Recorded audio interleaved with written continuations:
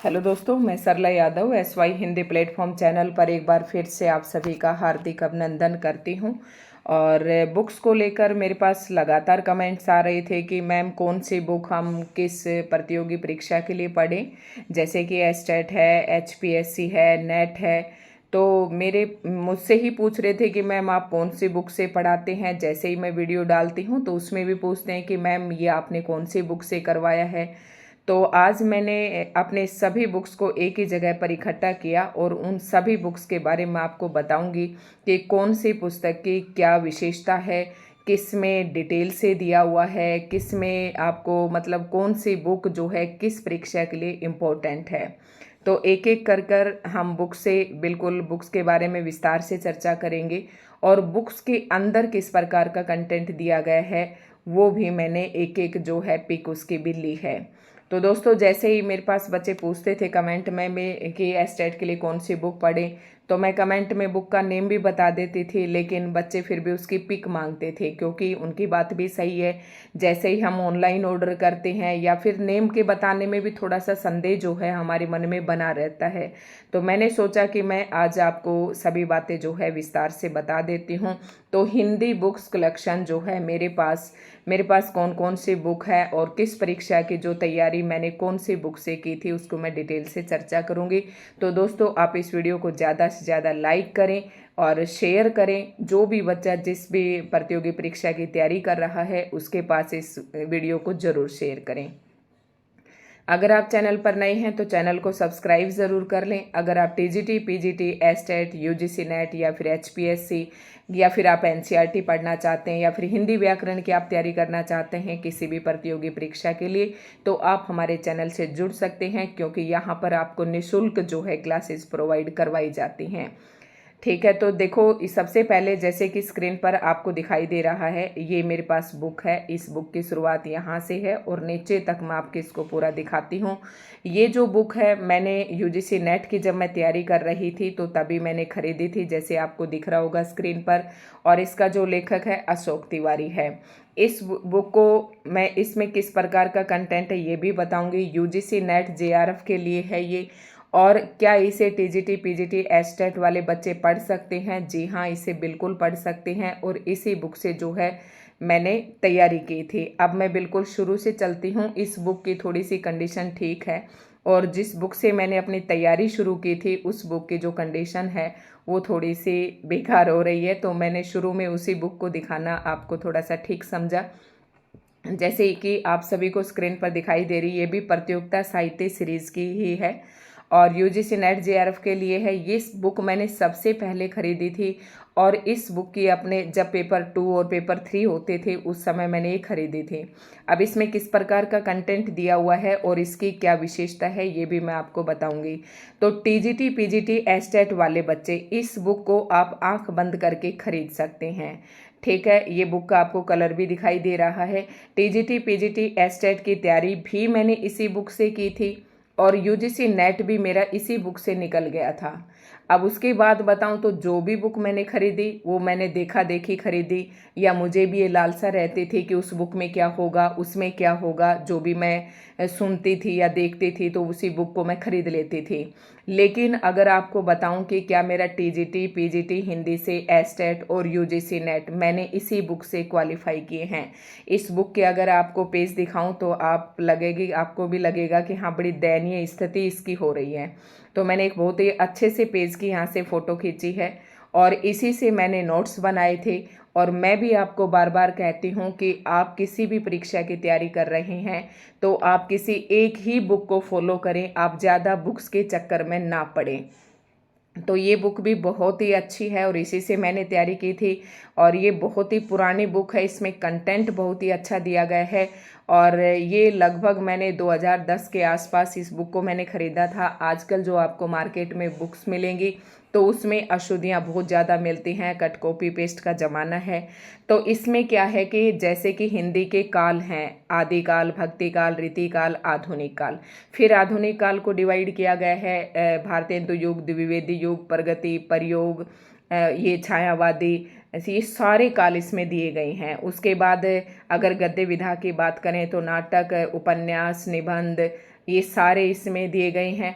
जो भी आपका है, इवन ये यूजीसी नेट तक का कवर कर लेता है। लेकिन अब क्या है कि 2-4 साल से यूजीसी नेट का थोड़ा सा जो सिलेबस चेंज हुआ है उसके बाद ये कवर नहीं करती है।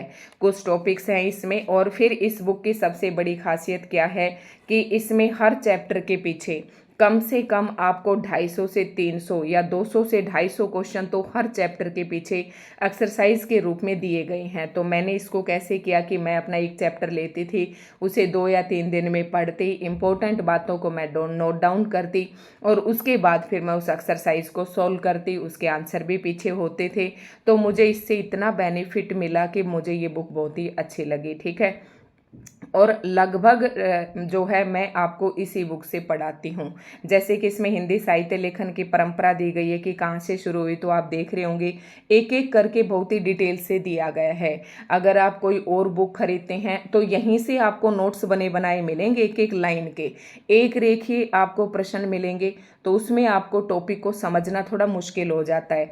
अब अगर बात करें कि क्यों कहती हूँ कि मैं सब्जेक्टिव तरीके से आप टॉपिक को पढ़ें, क्योंकि अब आपको पता है कि एचपीएससी और नेट बेस पर, जैसे कि पीजीटी और आप अगर असिस्टेंट प्रोफेसर बनना चाहते हैं तो आपको स्क्रीनिंग देना पड़ेगा। उसके बाद आपको सब्जेक्टिव पेपर भी देना पड़ेगा और इनमें आपको लिखना पड़ेगा।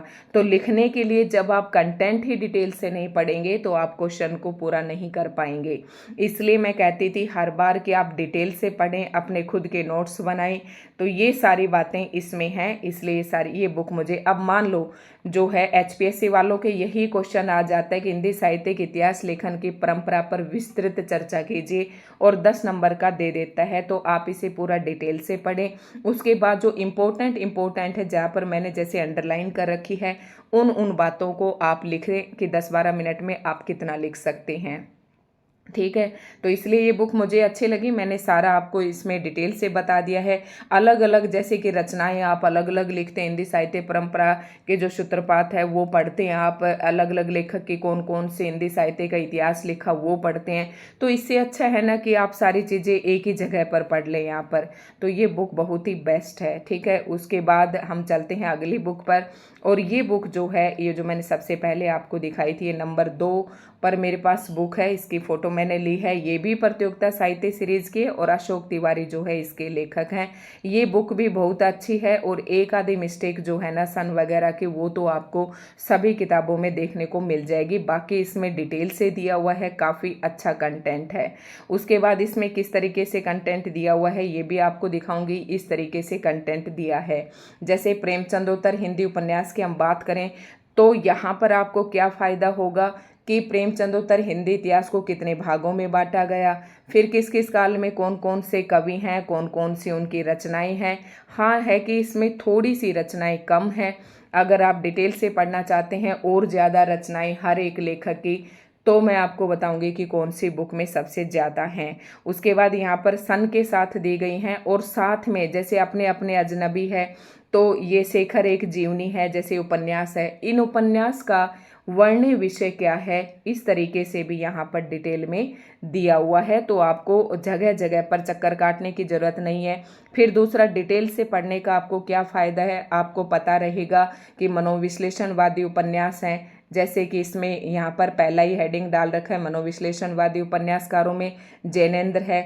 जैनेन्द्र के फिर रचनाएं दे रखी हैं। उसके बाद जैनेन्द्र के बाद फिर इलाज चंद्र जोशी है। अगर आप इस तरीके से डिटेल से पढ़ते हैं तो आपको बहुत ही फ़ायदा होता है और आपके दिमाग में जो है कंसेप्ट भी क्लियर होता जाता है। और आप जो मर्जी आती है उसी की वीडियो उठाई या जो मर्जी आई बुक उसी का कोई पेज पढ़ लिया, तो इस तरीके से आपकी कभी भी जो है परीक्षा आपके पास नहीं होगी। तो इस तरीके से ध्यान रखें। इसीलिए मैं कहती हूँ कि आप किसी भी एक बुक को अपना बेस बनाइए और उसी से आप पढ़ें। यही आपकी किसी भी परीक्षा को पास करने की रणनीति है। तो इस तरीके से इसमें कंटेंट दिया हुआ है। दूसरा जो है, इस बुक की भी यही खासियत है कि इसमें भी जो हर चैप्टर के पीछे जो है कम से कम आपको 250 से 200 क्वेश्चन या 250 से 300 क्वेश्चन मिलेंगे। और 300 क्वेश्चन में भी वो सभी प्रकार के क्वेश्चन मिलेंगे जो आपके पेपर में आते हैं, जैसे तर्क और स्थापना वाले हैं, मैच करने वाले हैं, और हर तरीके के क्वेश्चन जो है इनमें दिए गए हैं। तो इसलिए ये बुक भी मुझे अच्छी लगती है, डिटेल से है। अब बताऊं तो ये भी प्रतियोगिता साहित्य सीरीज की है और ये भी और ये लगभग दोनों बुक एक जैसी हैं, तो इनमें से कोई आप एक परचेज कर ले। ये थोड़ी सी बड़ी है, क्योंकि ये बड़ी क्यों है, क्योंकि इसमें ना बड़ी अच्छे से डिटेल से आपका काव्य शास्त्र भी दिया गया है, और यूजीसी नेट के पेपर को भी ये पूरा कवर करती थी।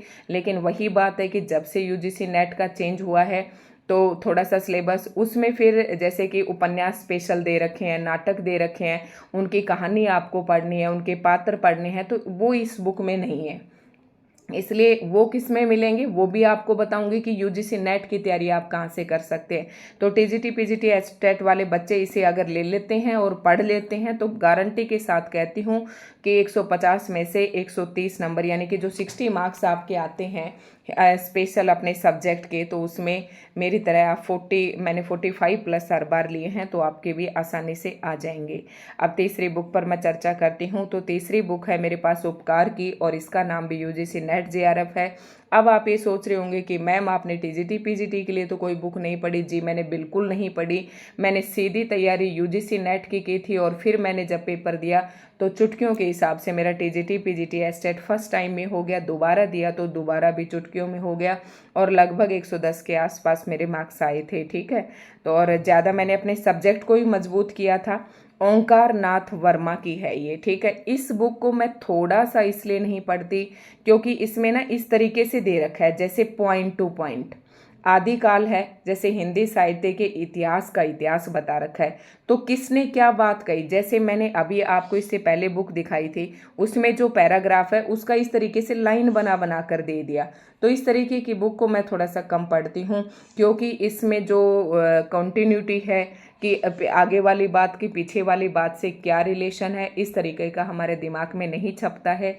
ये सिर्फ पॉइंट रटने वाली बात हो जाती है। इसलिए मैं इस बुक को, हाँ इसमें कंटेंट अच्छा दिया गया है, इसलिए मैं इस बुक को थोड़ा कम फॉलो करती हूँ। और इस बुक की भी अगर मैं बात करूँ तो इसमें भी देखो, आप देख सकते हैं इस तरीके से दिया हुआ है, तो ये रटने वाली सी बात मुझे लगती है, डिटेल से इसमें नहीं है, और इसलिए मैं इसको नहीं पढ़ती हूँ। साथ ही अगर इसकी एक अच्छी बात बताऊँ तो इसमें भी जैसे ही आदिकाल खत्म होगा तो इसमें भी आपको 200-250 क्वेश्चन जो है आपको प्रैक्टिस के लिए लास्ट में मिलेंगे।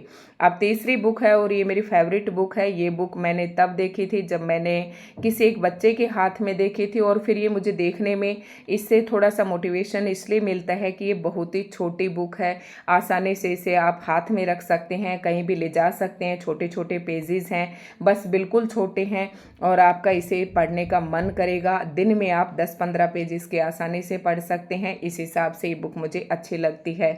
दूसरा जो है, ये बुक किसके लिए सबसे बेस्ट है कि जो स्टूडेंट जिसने आज तक कुछ भी नहीं पढ़ा है तो वो इसे ले सकता है। अगर हिंदी का बेस बनाना चाहता है कि मुझे तो हिंदी साहित्य के बारे में कुछ भी नहीं पता है, मैं कहाँ से शुरुआत करूं, तो वो इस बुक को ले सकता है। और एक जो मैंने सबसे पहले बुक आपको बताई थी वो भी आप ले सकते हैं। इसमें सारा कंटेंट है, इसमें गलतियां जो हैं बहुत ही कम हैं।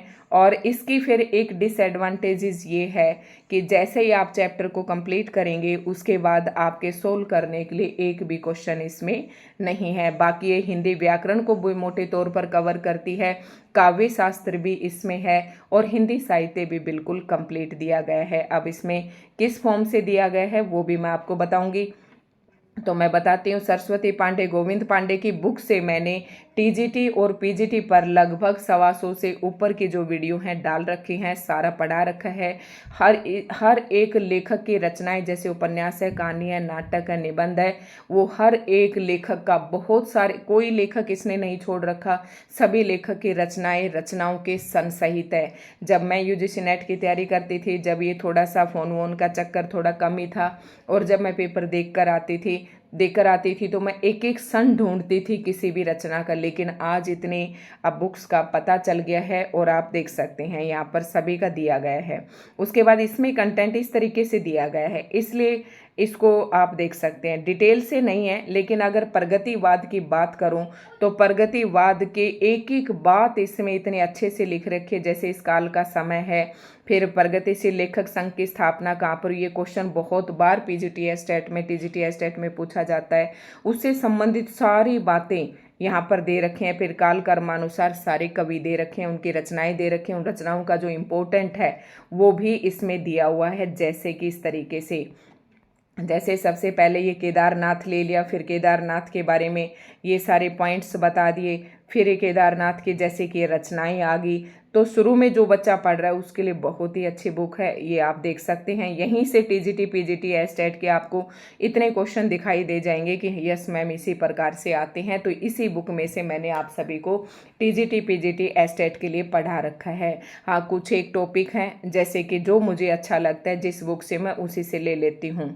उसके बाद अगली बुक है, जब यूजीसी नेट का प्रश्न पत्र 2 और 3 होता था तो ये तीसरी प्रश्न पत्र के लिए थी, और ये बुक तो मेरी फेवरेट है। और ये बुक अब किसके काम आ सकती है कि जैसे एचपीएससी असिस्टेंट प्रोफेसर का जो सब्जेक्टिव पेपर देंगे बच्चे, अब मुझे नहीं पता ये मार्केट में भी अवेलेबल है या नहीं है, मेरे पास बहुत ही पुराने समय से ये बुक है।